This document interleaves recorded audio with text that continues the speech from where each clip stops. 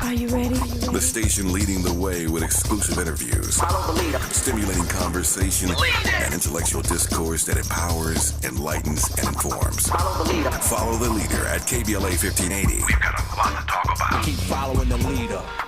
Follow the leader. Follow the leader. Follow the leader. Follow the leader.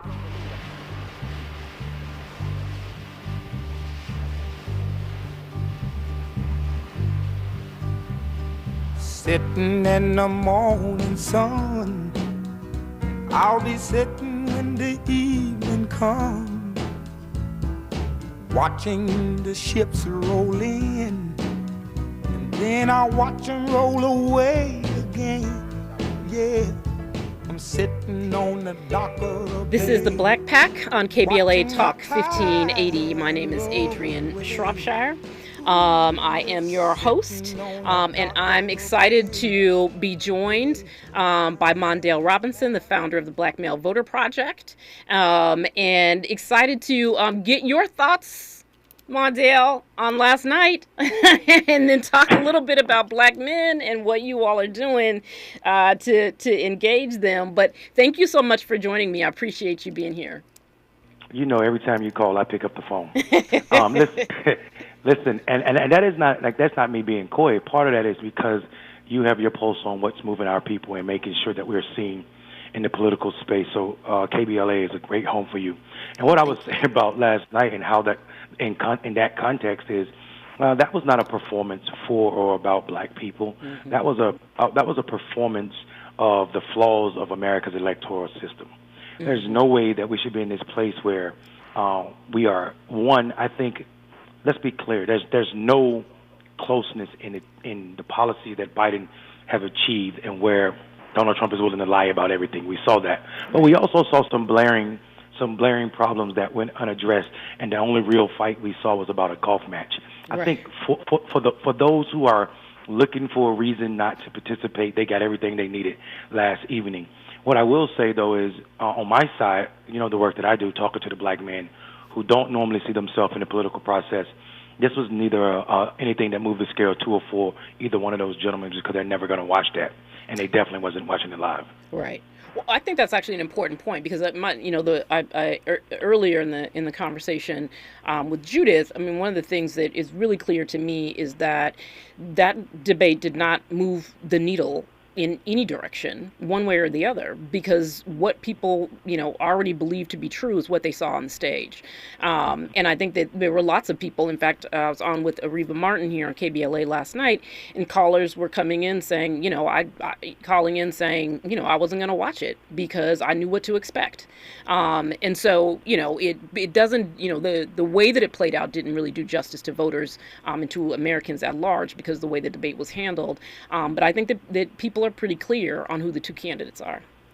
Yeah, I think you're absolutely right. I think the real question is, one, how is CNN are going to mute microphones or have the ability to mute microphones but not mute lies? I think that's something that should be checked.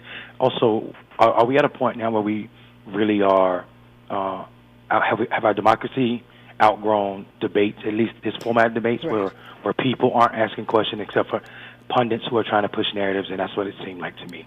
I also felt like I was back in 2015, 2016, when the media was actually ready to give Donald Trump $1 billion worth of free earned press, and it seemed like this was the grounding in that. CNN seemed like they were going back to that playbook because that's a really good observation. You know what I mean? Mm-hmm. Like we've watched them lose grounding to what they consider the Fox audience, and it seemed like this was their nod to them to say, come back home. Right. That's a really good point. I want to bring in Quentin James, the co-founder of the Collective PAC, into the conversation. Quentin, want to get your thoughts really quickly on what you saw last night. And we're going to talk about this some more, but I want to just get your quick thoughts off the top.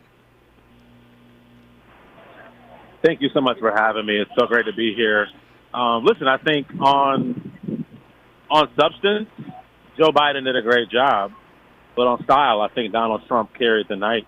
Mm-hmm. And so it's something that we're really concerned about is how do we message to people who saw someone that they, don't think is up for the job moving forward. It's something that we really got to deal with. But overall, I think Joe Biden held his own on the substance.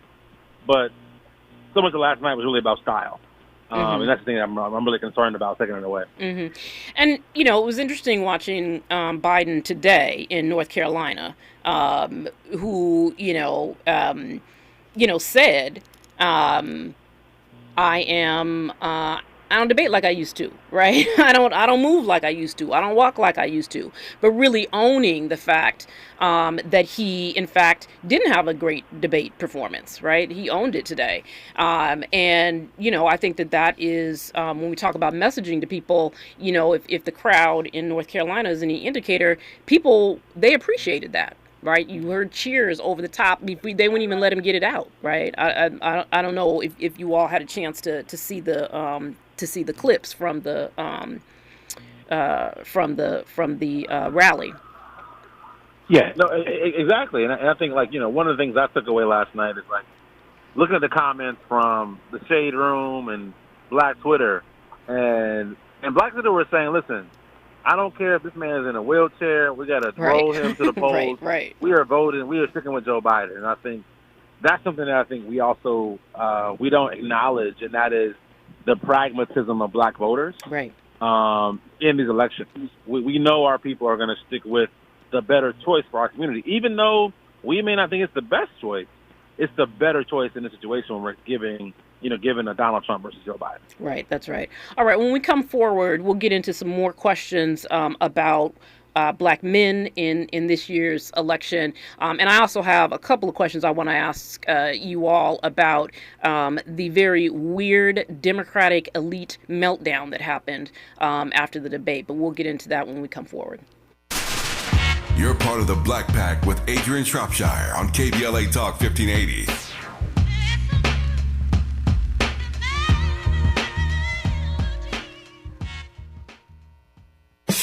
Happy anniversary, KBLA! KBLA Talk 1580 is now celebrating 3 years of amplifying our voice and uplifting our community. We deeply appreciate your support of this radio station and will always do our level best to earn your support. Here's to many more years of loving and serving our community. We're KBLA Talk 1580, and we've got your black. I know it's gonna happen without you. We're not just a thermometer recording and broadcasting popular opinion. We aim to be a thermostat, transforming the conversation about climate justice in our community. This is KBLA Talk 1580. Talk 1580. Get ready to play. Join the LA84 Foundation Saturday, June 29th for a free Playday block party at 2141 West Adams Boulevard with sports, games, and fun for all ages. With live music, amazing local food, and the spirit of LA's 1984 Summer Olympics celebrating 40 years of impact of the LA84 Foundation. June 29th at LA84's campus in West Adams from 10 a.m. to 3 p.m. Register at la84.org. See you at Playday. Sometimes we lose, sometimes we win. Sometimes we try to fit it all in. Sometimes we don't know what's in store. Sometimes we find what we're looking for. Sometimes we're rolling easy and free. Sometimes 1 and 1 makes 3. So much to love along this ride. That's why Nationwide is on your side. Nationwide Mutual Insurance Company and Affiliates, Columbus, Ohio.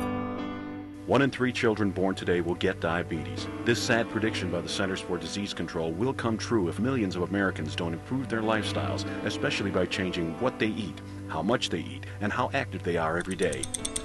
Every 23 seconds, another American gets diabetes. Stop diabetes before it starts. To learn more, contact the American Diabetes Association or download our free diabetes education programs at learningaboutdiabetes.org.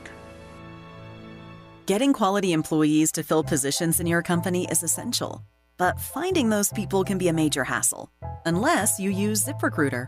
ZipRecruiter makes finding quality people a breeze. And right now you can try it for free at ziprecruiter.com/free. With ZipRecruiter, one click sends your job to hundreds of top job sites. But more than that, ZipRecruiter's advanced technology identifies the candidates with the skills you need, sends you a list of great matches to review, then actively invites them to apply for your job. And the results speak for themselves. 4 out of 5 employers who post on ZipRecruiter get a quality candidate within the first day. That's right, the first day. Now you can focus on your business and let ZipRecruiter do the work finding the best people for you. See for yourself. Experience the ease, efficiency, and power of ZipRecruiter for free. Just go to ziprecruiter.com/free. That's ziprecruiter.com/free. ZipRecruiter.com/free. Let's get back to more of the Black Pack with Adrianne Shropshire right now on KBLA Talk 1580. This is the Black Pack, and I am your host, Adrianne Shropshire. The Black Pack is joined this hour by Mondale Robinson, the founder of the Black Male Voter Project, and Quentin James, the co-founder of the Collective PAC. So I want to return to the thing that I just mentioned, which was we saw at the end when the debate ended, and it was clearly not the best debate performance for Joe Biden. This sort of perhaps unprecedented, I think I might say, meltdown of the elites within the Democratic Party. And then, of course, we saw the breaking news before we came on the air of the New York Times editorial board calling for Joe Biden to leave the race. And so, Quentin, I want to ask you what your opinion is of that. What do you make of this sort of? I mean, we move beyond hand wringing, right, and straight into wetting the bed, right? Like, what was that? It was shocking to watch, and kind of pathetic. It is everything you just described. But I will say the interesting thing about this is we actually, saw a different side, in my opinion, of Vice President Harris last night defending President Biden in kind of her response to CNN. But to your original question, I think I'm unsure where it's coming from. I mean, every election that we've had since 2020, Democrats have overperformed. Mm-hmm. Whether it was ballot initiatives around abortion, whether it was special elections, whether it was the midterms, there is no electoral evidence that shows that Joe Biden, won't win in November. I just don't see that evidence. Yes, we all agree. Last night was not the greatest debate performance, but I'm unsure if Joe Biden lost votes or if Donald Trump won votes. I don't think either of those happened. And so I am concerned, I think with the level of dissatisfaction that we're hearing from, to your point, establishment Democrats. Right. And I'm also a little concerned that it might be being co-opted by, folks who are really concerned with AIPAC as well and their influence in the race that happened on Tuesday in New York. Yeah, I mean, I think that it's also just destabilizing to the base. Right? When you have people out here yelling and screaming for no apparent reason that, the evidence is on the wall with no evidence whatsoever, it's destabilizing to the base. And I'm glad you raised the point, too, about the response from, on social media from Black Twitter and beyond of people, essentially saying, like, we know what the stakes are, right? We know what the stakes are. And, we're gonna get that old man to the finish line, right, and across the finish line. I was also struck pre-debate, though, by the Trump campaign's outreach to Black men, I guess, is what they were doing. And so I wanted to get, Mondale, I wanted to get your thoughts on that, but I just want to play a clip here of what went down in that barbershop with people who looked like they hadn't seen a line in 15 years. The Black support has gone through the roof. Yes, and I guess they equate it to problems that they've had. But since this has happened, like the mugshot is the best set. It just beat Elvis Presley and Frank Sinatra by a lot, by the way. Beat it by a lot. But that's the number one mugshot of all time. It's really an amazing thing. Since it happened, the support among the Black community and the Hispanic community has skyrocketed. The blacks, you all just love the criminality. You know how you love crime and those who commit it. So, two questions, Mondale. One is this: what is Trump doing when he's trying to, amplify or suggest that he is getting increased black support, or that he's got unprecedented black support. Why is he doing that when we know it's not true? Why is he doing it? I mean, this is a part of his pattern. I mean, we saw this in 2020, and Trump also saw what happened when he did it. In 2020, in January, Trump said he's going to have 20% of the black men vote come November. And what we watched was our posters on the left start saying it. We watched every media channel in the world, and I know it's to be true because we had a first ever conference for black men in Atlanta, Georgia this year for battle rappers and black male podcasters. So not like, if people don't know what battle rappers, they need to get into it because it's a black male boxing sport. And what we found out was we invited ABC News, Nightline News in for a 3-day conference, and they only played like a 3-minute edit after they filmed over 70 hours worth of footage. They filmed 3 minutes of the one brother who said he might vote for Trump and the other brother who said he's not sure who to vote for. Right. And that's all they played. They didn't play any of the progressive ideas that was coming out of that conference. So we know that there's a narrative being built, and that's what I think Trump is playing to, the fact that he understands when he says something, it's going to become wildfire. What we do know, though, in 2020, if people look at the study done by Brookins and Pew, that Trump actually got less of black men support. Right. And Black Male Voter Project was screaming that throughout the year because of our conversations with brothers who are not super voters. I think this is also tied to the fire that you saw last night that you were talking about within the Democratic platform. Democrats don't have intimate relationship with black men who are not college educated, who are not members of the Divine Nine, who are not members of 100 Black Men or any of those legacy organizations. So they miss what becomes 60% of the black men who are already registered, who have not participated in the last 4 or only one of the last 4 federal elections. That is a reality across this country. Everywhere except for in Montana, where there's only 240 black men registered and one of them are mayor, we see the same problem. In the states that Democrats need to win, black men are sitting out 60% or higher. And these are brothers who are already registered.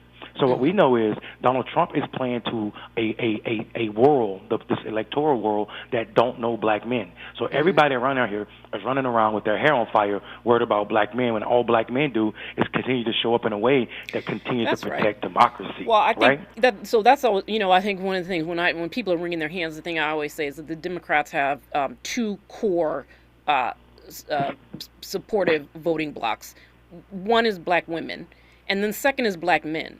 And the idea that somehow that isn't true, or that it means that you actually don't understand your base, right?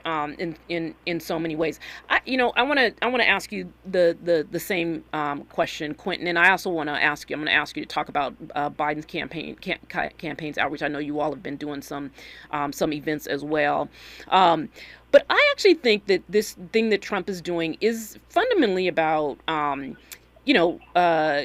suggesting that he has this large voter, support from black people and black men in particular, as a kind of a ruse, right, to his base, and that in come November when they don't win, record numbers of black voters and black men, they'll go back to the the sort of default of it's voter fraud. Well, what happened? They all supported him before. What happened to them? Something happened. The election is rigged, and that really is just setting up, it's ginning up his base to act out. Right. And so it's I mean, I think there's something underneath what they're doing. It's not legitimate, right? In terms of the numbers of support they try and throw out.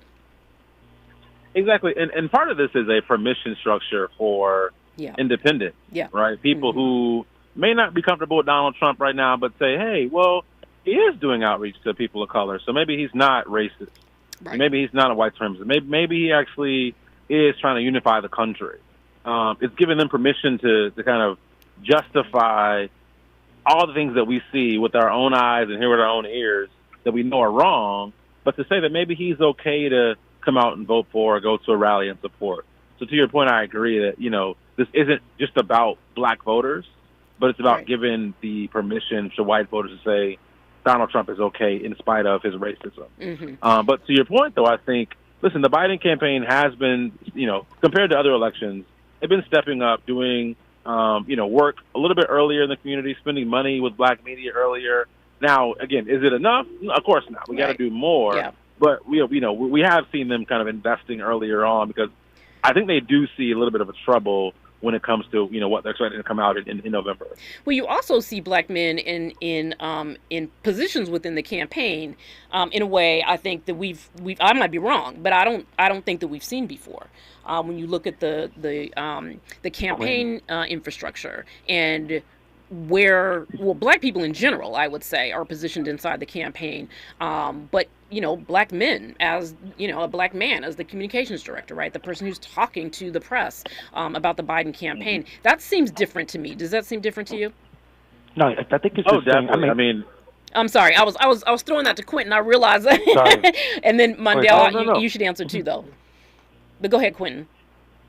Yeah, no, I agree with you. I think it is different in that, we have a deputy campaign manager who's a black male. You mentioned the communications director, your senior advisors, and Congressman Senator Richmond and others. So there is some more effort to put black men in kind of, decision-making roles. But that's not solely enough by itself. Mm-hmm. Mondale, you think the same? No, I think there's some truth to that. Here's what I would say, though. I think all of this signaling supplies a fodder for what's not going to win for us, right? We have to be clear when we're talking to people in the campaign. And I told Quentin, not Quentin who we're talking to right now, but Quentin in the campaign, the deputy, that, listen, black men will not vote for Biden because of Biden. That is not to say that black men won't vote for Biden. Right? In 2020, the reason black men went to the poll was not because of Biden. It was we were picking who we were going to fight against to get things done. Right? Mm-hmm. So we knew he was a better opponent than Trump. That's going to be the same case. Trusted messengers will take black men to the poll as if we did. It will not because of a black man on the campaign or not. I also want to go back to this barbershop thing because I've been telling Democrat operatives for years, stop deploying people to barbershops. Now we see what happens when you continue to do it. Donald Trump is trying to weaponize it. The beautiful part about it is anybody that goes to a barbershop knows that everybody in there and the entire setup was not a real barbershop. We don't sit next to each other in barbershops. We don't have real conversations when anybody is in the barbershop that's not a black man. So even if it's a black woman, the minute you walk in the shop, it changes. The minute you leave, we go back to the real conversation. And what may seem like trivial to some people forget that the barbershop is not what it is. It's really a middle-class space that we don't even talk about. Most brothers that I'm reaching out to get their hair cut in their kitchen on the back porch at somebody's house. And we're not having that conversation, right? And I think we have missed so much. But what I got to remind people is it's 6.3 million black men registered in this country. 60% of them have not voted in the last 4 federal elections, or only one. That is striking when you know that that base is majority for one party. Why are you still using the same tactics? Black men will not be motivated by a black man simply because he's a black man. There must be traditional trust that exists in the organization and the person and the messenger that asks people to come out. And it's not Lil Wayne, it's not Lil Yachty, it's not Ice Cube even. So this idea that we need to invest in these people who are disconnected from the lived experience of folk who have their back against the razor edge of the wall does not ring true for people who don't even have a couch to sleep on tomorrow. Right, and I think that's what certainly as folks are trying to give guidance, right, perhaps to the campaign or to campaigns, quite frankly, because we're not just talking about the presidential campaign. I want to come around to that. We're not just talking about the presidential campaign, how the kinds of conversations that people are attempting to have, and the ways that they're attempting to have them, so that we don't have this replication, on the Democratic side of what Trump and his folk are attempting to do on the other side. Quentin, you all have been doing some events, I think, and I want to just talk a little bit about what you all have been doing in terms of outreach. And Mondale, I know you all have too, and we'll come around to what you all have been doing and learning as well. But tell us about what you all have been doing to reach out to black men, Quentin. Yeah. So last night we held about a 300-person debate watch party in Atlanta, Georgia, at the historic gathering spot, black-owned small business there in Atlanta. And we partner with the Black City Councilmen of Georgia. We partner with 100 Black Men of America, groups that are membership organizations that have black men a part of them to make sure that, to your point, we're engaging black men. And I think to Mondare's point, listen, I agree with you 1,000% that many times we're not touching black men who are not a part of these organizations.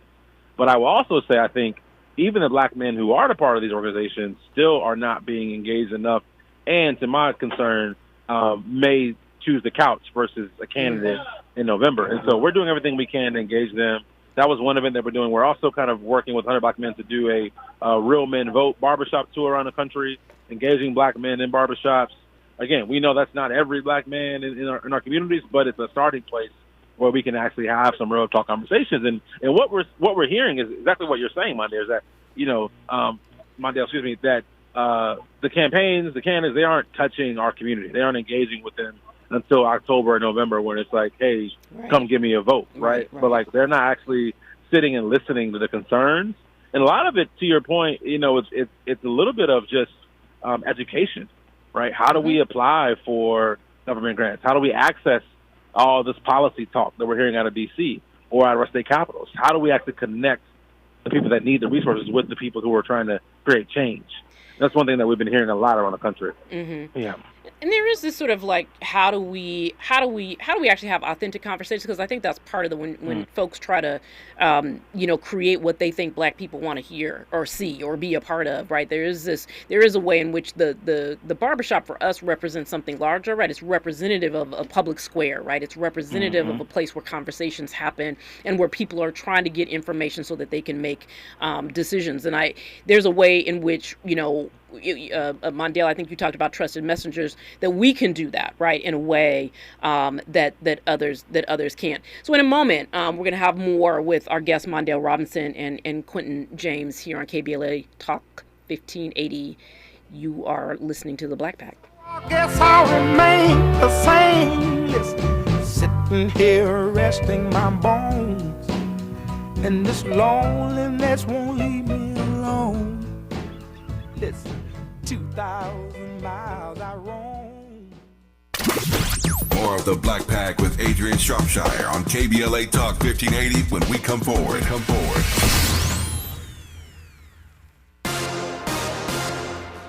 I'm Tyreek Wynn. Here's the latest from the Black Information Network. Many black Americans on social media are demanding to know what Donald Trump meant by black jobs in Thursday's debate. When Trump and President Biden were asked during the debate what they had done for black voters, Trump responded by claiming that undocumented immigrants were taking black jobs. The issues between the city of Pittsburgh, Pennsylvania, and the producer of the area's longest-running Juneteenth celebration are not over. Organizer William B. Marshall says he still has not received a $125,000 payment for the event that was approved by the Pittsburgh City Council. Members voted in favor of providing the money to Marshall's Poise Foundation. Hate crimes are on the rise in Chicago, Illinois over the last several years. The commission released Chicago's first annual hate crime and hate crime incident report at a joint city council hearing on Thursday. That's the latest. I'm Tyreek Wynn on your home for 24/7 News, the Black Information Network. A couple of problems on the 710 in Southgate. Now, first, on the northbound side of the 710 at Firestone Boulevard, an accident's on the right-hand shoulder. You also have a crash on the right side on the 710 northbound at Imperial Highway. A truck apparently fell over and tipped over on its side, and that problem is causing it back up to Del Amo Boulevard. 605 northbound right at the 10. Another accident is over on the right-hand shoulder. That's causing it back up to the 105 freeway interchange. Hi, I'm Kyle at Blindster.com. Shopping for new blinds? At Blindster, we offer over 50 different blinds, shades, and shutters at low prices, custom made for your windows, and shipping is free. Shop at home and order 10 free samples of any product before you buy. Blindster.com. This is the KBLA Sports Minute with Ray Richardson. It could be a nervous 24 hours for Clippers Nation. All-star forward Paul George has until 2 p.m. Saturday to decide on accepting a $48.8 million contract option with the Clippers. If he chooses not to accept the option, he becomes an unrestricted free agent and can sign with any team. The Dodgers are in San Francisco tonight to start a 3-game series with the Giants. The Angels are going for their 5th straight win tonight at home against Detroit. 3 weeks ago, the Angels had the worst home record in the major leagues. They've improved to 16-25 with 41 home games left on the schedule. The Angels have plenty of time to reach 500 at home. Tomorrow night at 7 here on KBLA, join me and my co-host Neil Scarborough for Out of Bounds, 60 minutes of sports chatter with some flavor. You can join the conversation at 1-800-920-1580. No debates, no speculation, just the info you need. That's your KBLA Sports Minute. I'm Ray Richardson. More news, opinions, and conversation when we come forward on KBLA Talk 1580.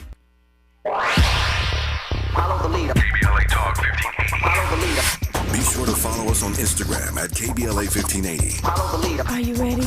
The station leading the way with exclusive interviews, Follow the leader. stimulating conversation, and intellectual discourse that empowers, enlightens, and informs. Follow the leader. Follow the leader at KBLA 1580. We've got a lot to talk about. Keep following the leader. Follow the leader. Follow the leader. Follow the leader. Follow the leader. Follow the leader. Our city's hottest weeks of summer are approaching. If you're 60 or older, you're at risk of heat stroke or worse. Extreme heat can kill. That's why KBLA Talk 1580 is part of our year-long climate justice campaign, has partnered with the Los Angeles Department of Water and Power and the LA City Department of Aging for LADWP's Powered by Equity event, Heat Relief for Seniors Resource Fair. Join fellow LA seniors who hope to beat the heat and stay safe on Monday, July 15th, 10 a.m. at the Watts Labor Community Action Center in South Los Angeles. Learn about LADWP's Easy Save and Level Pay programs to help lower your monthly electric bill. And there will be tips and resources to be ready and safe in the heat. LADWP customers 60 years or older will be eligible to receive a portable air conditioner while supplies last. Personal ID and your LADWP bill are required. Contact your LA Department of Aging Neighborhood Senior Center for Cool LA Heat Relief for Seniors participation details or visit www.ladwp.com/events. KBLA Talk 1580. We've got a lot to talk about. KBLA Talk 1580, connecting you with services and solutions. Stay Housed LA has the resources you need to know your rights and the legal support to back them up. The COVID-19 pandemic has cost people their jobs and livelihoods. This has left an estimated 1/3 of households not being able to make rent and facing losing their homes. This is a fear no one in our community should have to face. You have rights, though, and Stay Housed LA is here to help. Stay Housed LA is a partnership between the County of Los Angeles, the City of Los Angeles, and local community and legal service providers. Together, they provide tenants with the information and support needed to exercise their rights so they can remain safely in their homes. Find out more about your rights by participating in a virtual tenant workshop. Get the legal assistance you need. Find additional resources in Los Angeles County and the City of Los Angeles. Stay connected to Stay Housed LA County for updates. This and more at stayhousedla.org. Stay connected to Stay Housed LA for updates. This and more at stayhousedla.org. That's stayhousedla.org. Or call their hotline at 213-694-0040. We've got your black with a community call to action from KBLA Talk 1580. You're inside the Black Pack with Adrianne Shropshire on KBLA Talk 1580. All's my life I has to fight. All's my life hard times like yeah, bad trips like yeah. Nazareth, I'm f***ed up, homie, you f***ed up, but if God got us, then we gon' be alright. We gon' be alright. We gon' be alright. KBLA Talk 1580 from the historic Lamert Park. I'm Adrianne Shropshire, and I am so glad to be joined in the Black Pack by Mondale Robinson and Quentin James. Mondale, I want to circle back around to you about Quentin talked about the great event that they had last night with 300 black men in Atlanta doing the debate watch. I want to circle back to you on the work that you all have been doing at the Black Male Voter Project to engage black men. I know you talked about some of it a little bit earlier, but talk to me about what you all have been doing and what you're hearing and what you're learning as you're doing that work. Yeah, and before I answer that, Adrian, if you don't mind, I want to just take a little bit of time, not much, to respond to what Quentin was saying about, how collectives show up in the world. Sure. Because I think this is a rub that sometimes, and it's partly my fault. I'm going to own that on your radio show, that my delivery is brash, right? So a lot of the times what's missed in my explaining what Black Male Voter Project does, it comes off as a critique of my brothers like Frank, who does Black Men Vote, and Quentin, who does Collective PAC. When in actuality, what I'm saying is that is not my lane. I'm not built to do the work, the good work, the necessary work that Quentin does over at Collective. And I think people can't process how we articulate that at Black Male Voter Project. We're unapologetically speaking for the brothers who don't see themselves in the political space. That is not to say that Quentin needs to stop doing what he's doing. That work is instrumental to maintain Black footing already. My job is to expand that footing, right? And expanding that footing makes the work of Collective easier, right? If we had a bigger Black man base that were super voters, the work of Quentin screaming at people is lessened because of that. So I think people need to understand that I'm not in conflict about how Quentin talks to 100 Black men or the brothers who are college educated. Yeah, and I don't think it sounded like that. I think it's good of you to clarify that. But I think that what we know is that there is a lot of folks in our community that we need to reach, and they live engage in different ways, whether it's organizationally, different communities, different social groups, and that's all fine. It's a part of who we are, and we know that we need to reach them all, and we don't need to all be doing the same thing all the time. We have different lanes, and we do what we do best. Exactly. And speaking of what we do best, and that's the unique part of Black Male Voter Project. Black Male Voter Project is an organization that does not look like another political organization in our ethos. We spend majority of our time almost acting as if a service organization. We do a training for brothers who have felony convictions to become end-of-life servants, meaning that we train them how to sit and provide comfort for brothers who are in hospice so that they can pass with dignity.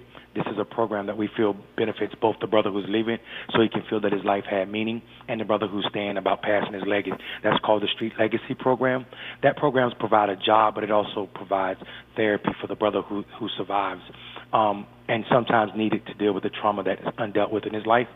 That work does not seem like it's political work, but we know that regardless of what people tell you about Republicans' tactics to prevent us from voting, which has been a part of the Black experience forever, we know the leading cause to keep Black men away from the poll is economic reasons. So if we're addressing those barriers, then we are more likely to get those brothers to the poll. And when we begin to have the conversation about the vote, then it becomes easy. We also have this program called Brothers Be Voting, and we chose that vernacular intentionally. And what that is our conversation, like our focus group conversation. And what we do in that space is we try to have 77 brothers in each one of them, and only 3 of those brothers are allowed to be political. The rest of them have to be non-voters, not registered, or super sporadic, meaning voting only in one of the last 3. This is how we build our platform.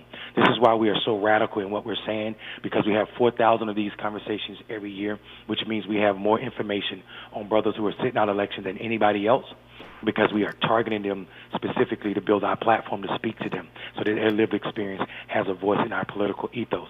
We're doing those constantly, not just on election years. We do everything from buying suits to couches for Black men so that they are comfortable in this American experiment that is dead set on killing us earlier than anybody else. But our biggest footprint, Adrian, as you know, and the most important work that we do at Black Male Voter Project is knocking on doors year round, listening to brothers, not talking at them. We listen, not pushing a candidate, just talking about what's alienating them and what's most important to them. And what we found out is when you have conversations that are not transactional but transformative with Black men at the door, Black men turn out in response to conversation at the door more than anybody else. Most people are around 5%, but when you have a real conversation with Black men at the door, that increase in their participation is 7%. Right. So I'm telling people you should be invested not just in media, and we must invest in media for sure, but we got to pay for this field program to reach these Black men, especially those who are super transient in the political spaces. Well, I mean, I think your approach is great because it's also sort of trying to deal with the whole person, right? And not just assuming that we are just all political, and that there aren't other dimensions to our lives. And I think the door knocking, and of course, that we do that too. And what is always, heartening in some ways when you knock on folks' doors is that people are just so glad that you're there. right? Like that someone has come to talk to them, hear what they have to say, listen to what their concerns are. And it's a big part of, how we move forward collectively, not just in terms of elections, but in general, right? That's sort of building those relationships, which is what organizing is, right? Sort of building those relationships within our community, so that we move forward together. I want to switch gears here for a second, because I think that I alluded to earlier this, that, yes, of course, it's a big presidential election year. I mean, if people didn't think that we were in it last night and today, clearly should have changed that for everyone. But that's not the only thing going on. There are, congressional races. There are state races. There are state level races. There are local races. And Quentin, I know that you all, do a lot of work with Black candidates who are running for office around the country. Y'all are engaging folks to participate in the election, but you're also doing the real hard work of reaching out to helping to support candidates who have stepped into the breach and said, "I'll help lead." Talk about what is at stake beyond the presidential election.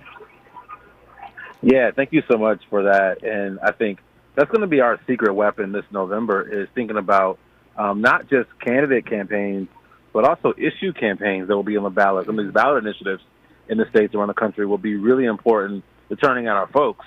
A couple of races I think people should be aware of. Listen, the first Black woman mayor of San Francisco, London Breed, has a very tough race happening out in California. We know California is mostly a Democratic state, but we still have challenges of equal representation, and so we want people to know about those races. In Ohio and Columbus, we're working to elect the first Black county prosecutor of Franklin County, which is the Columbus, Ohio area, the capital city of Columbus, where we saw, some horrific, really murders of innocent Black men at the hands of police. And so all around the country, no matter what state you're in, there are down ballot candidates, whether they're running for mayor or city council or prosecutor, who will need that support this November. But also, it's not solely Black candidates. Also, there are some Black candidates that we don't want to see elected, like in North Carolina. There's a Black candidate running for governor right now. Don't preempt my question to Mondale now. You getting too far ahead. There we go. Well, yeah, I'll pass it over to you, Mondale. But Black alone is not enough as well, Adrian, and we want to make sure people understand that. We make sure that we vet our candidates and we support them based on their interest and platform to support our community. But those who don't, they got to go. I appreciate you mentioning the specific races, because I do think that there are some historic races that we sometimes miss because they're not necessarily on the national level, and maybe we can talk about some of those when we come forward. Mondale, I definitely will have a question for you on the other side about the governor's race happening in your state of North Carolina, and we will do that. This is KBLA Talk 1580. We'll come back to that conversation on the other side. You're part of the Black Pack with Adrianne Shropshire on KBLA Talk 1580.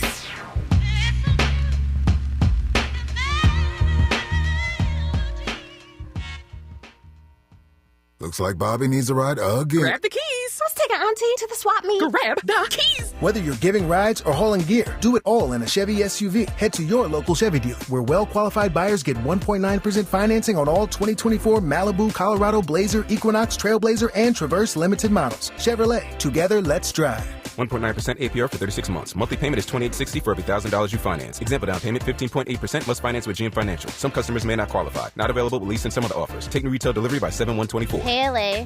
Today I'm here to talk to you about Grid Alternatives, which is a nonprofit in LA that focuses on renewable energy. We serve communities who have been left out of the renewable energy sector. We offer paid job training, and in 13 weeks, you can become a solar installer. 80% of our graduates get hired into the industry, and once you're hired in the industry, you stop at a high, medium income. That could be $20 an hour or more. 80% of our graduates get hired into the industry. Call today so you don't be left out at 323-861-0105 or gridalternatives.org, gridalternatives.org. Hey, John, why so glum? I just got let go. The company's downsizing. This is the third time in the last 2 years. I'm done with this. Have you thought about My Computer Career? I've heard they can train you for a career in IT in just a few months, including cybersecurity and the basics of AI. And you don't need prior training or experience. Now that's a recession-resistant career. Wow, thanks. I'll check them out. Go to mycomputercareer.edu and take the free career evaluation. mycomputercareer.edu. Financial aid is available for qualified students, including the TIA. KBLA Talk 1580. We've got a lot to talk about. KBLA reminds you that when we fight, we win, and we don't back down. LA Community Action Network, or LA CAN, was formed in 1999 when 25 residents of downtown LA came together and acknowledged the problems that existed in their community and made a commitment to do something about those problems, to stand together, organize, and become a force in the community that demands change. Civil rights and preventing the criminalization of poverty are their core projects. In addition, they take on women's rights, the human right to housing, and healthy food access. LA CAN also has projects focused on economic development, civic participation, voter engagement, and community media. While downtown LA remains their home base, with a particular emphasis on the Skid Row community, in 2007 they expanded their housing and healthy food access work into South Central Los Angeles. LA CAN believes that power for low-income people and people of color is achieved through a large, active, and well-informed member base that utilizes a multitude of methods to advance their messages and goals. If you'd like to join the Los Angeles Community Action Network and organize people to fight back against oppression, please visit cangress.org. That's cangress.org. This is a community call to action from KBLA Talk 1580. You don't talk to me like that. Don't talk to your mommy like that. Unlike your mama, we can handle your black talk on the Black Pack with Adrianne Shropshire. We can, in fact, handle your black talk. This is Adrianne Shropshire, KBLA Talk 1580, joining us in the Black Pack today. Armando Robinson, the founder of the Black Male Voter Project, and Quentin James, the co-founder of the Collective PAC. Mondale, I want to come back to you on this question of what else is at stake. And, you know, we're focused on elections, and I think that it is not lost on anyone that you all in North Carolina have a serious and significant governor's race that in some ways mirrors what we're seeing at the national level in terms of the particular candidate running on the Republican side. You want to talk about that race for a minute and how you all are approaching it? And I know you all are working all over the country, but I know you're working in North Carolina too. I think the way you started the segment, you and Quentin, when you were talking about the need for folk to stop mystifying the demystification of presidential elections as if they are the reason people turn out. If you talk to our people, especially what I'm doing, the brothers I'm trying to reach, it is easier for me to talk about local and statewide elections than it is to talk about national elections, because those things ring truer than trying to explain civics, which our schools do a horrible job at, and it's not because our teachers are bad, but because they don't get enough funding. But I think what happened with the candidate you're talking about, black man Mark Robinson, who's a Republican, who is absolutely a local or a statewide version of Donald Trump, and then some, because he played with important issues, so much so that he allowed Donald Trump to call him Martin Luther King on steroids, as if that wasn't disrespectful enough. Right. He disrespects black churches and everything else. Right. What I would say, though, is that the beauty of what I know about the demographic I'm trying to reach, again, I go back to these brothers, the 60% that don't show up regularly, is that when they're engaged in a way that is not transactional, they show up just like super voters, right?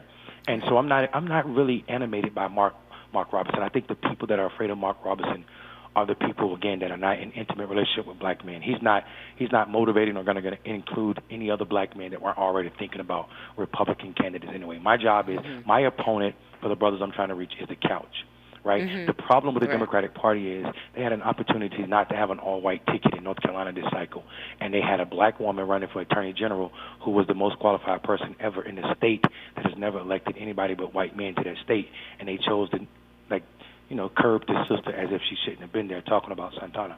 But So our job at Black Male Voter Project is to make sure that brothers understand what's at stake, what issues are plaguing them, and how they can address them. When we tell brothers, if you got a racist police chief, that is not the police chief's problem. That is your mayor's problem. Unelect that mayor. Right. And as a sitting mayor, because I'm a elected mayor, a lot of times people forget that about me because I'm always talking about Black Male Voter Project.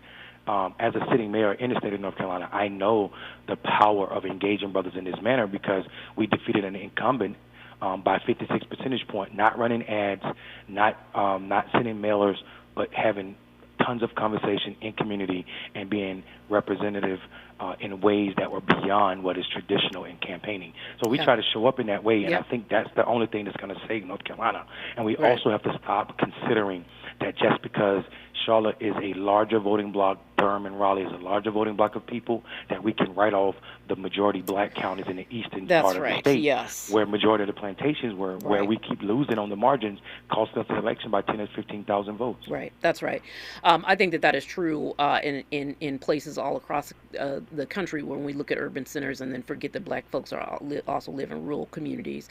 I want to have a final question that I want to pose to you all when we come forward on the other side, and we will be back in conversation with Mondale and Quentin. This is KBLA Talk 1580.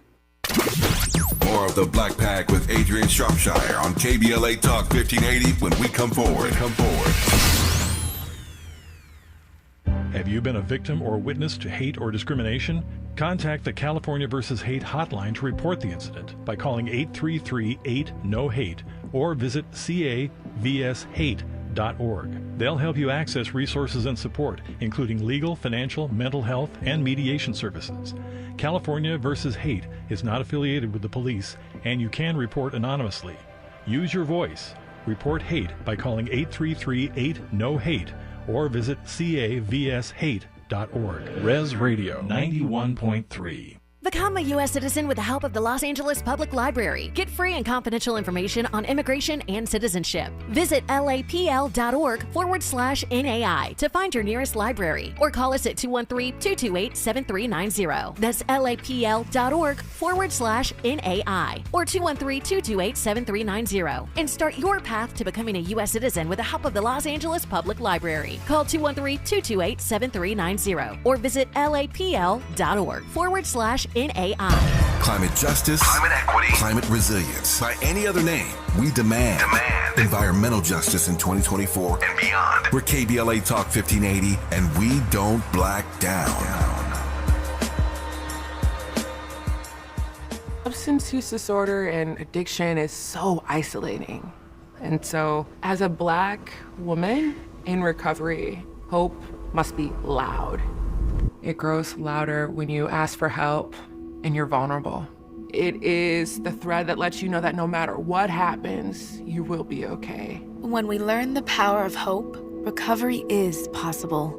Find out how at startwithhope.com. Brought to you by the National Council for Mental Wellbeing, Shatterproof, and the Ad Council. Hey there, Los Angeles. This is James Lucky Jr., publisher and editor of Los Angeles News Observer.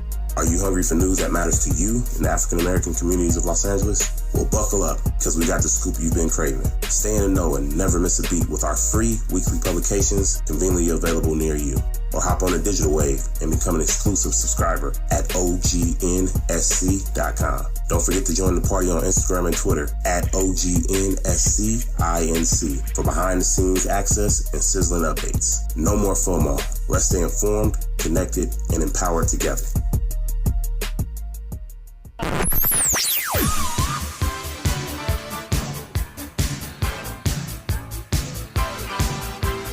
This is KBLA Talk 1580. Talk radio. That's music to your ears. We're unapologetically progressive. KBLA Talk 1580. Let's get back to more of the Black Pack with Adrianne Shropshire right now on KBLA Talk 1580. This is the Black Pack. I am your host, Adrianne Shropshire. And Quentin and Mondale, I'm not sure that you all know that this is my very first show. And so I want to just thank you both for joining me. I appreciate you both and the work that you do. And so I wanted to just really say that I'm grateful that you all joined me on this first show. I got 2 minutes, and I'm going to ask you both to answer this question in like 30 seconds. We have 120 some odd days left in this election. What is the call to action? What should people be doing between now and November? Quentin. I'll jump in here real quick. And first, Adrianne, such an honor to be here. Congratulations. Look forward to being a guest in the future. Thank you. Listen, we want people to win with 10, whether it's friends, family, your network. Go to the polls with 10 people this election cycle.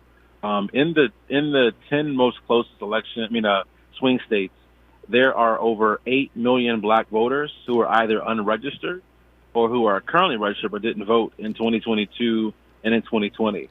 And so with the election that's going to be decided by a few thousand votes, we need everybody in the game. And so we can't leave any black vote behind. So go to the polls, win with 10 in November. Yep. Mondale. Yeah, I want to say much of what Quentin just said. I want to say that, the fact that this is your inaugural show shows the incompetence of America, because there's no way in any other country you could be as impactful as Black Pac and just get a voice this big right now. Thank you for being you, and you know more than anybody how much I show up. I call you when I need to vent about a lot of things. So thank you for being that ear, and now the ear for the entire country. But I will say what people need to be doing in this next 120 days, and in some states it's not even that, because people are going to start voting early. What people need to be doing is recognizing who's a trusted messenger, not what you believe to be a trusted messenger. People who are truly gathering our communities and investing in them. If you have the resources, send them not to the party, not to the candidates. Send it to people who have been doing this work. Collective PAC has a history that is documented. Black Men Voter Project has a history that's documented. Black PAC has a history that's documented. You should be supporting those orgs, not just this election cycle, but year-round. And it is important.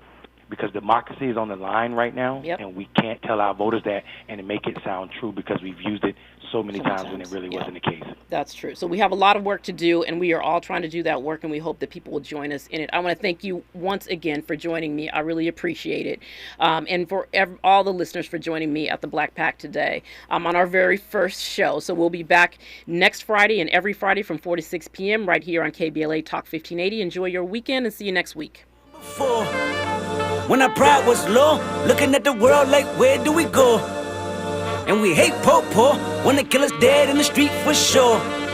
I'm at the preacher's door, my knees getting weak and my gun might blow, but we gon' be alright. We gon' be alright. We gon' be alright. KBLA 1580 Santa Monica. I'm Tyreek Wynn. Here's the latest on the Black Information Network. A man has pleaded guilty to the murder of rapper Lil Don William, who's black, in March. WDRB reports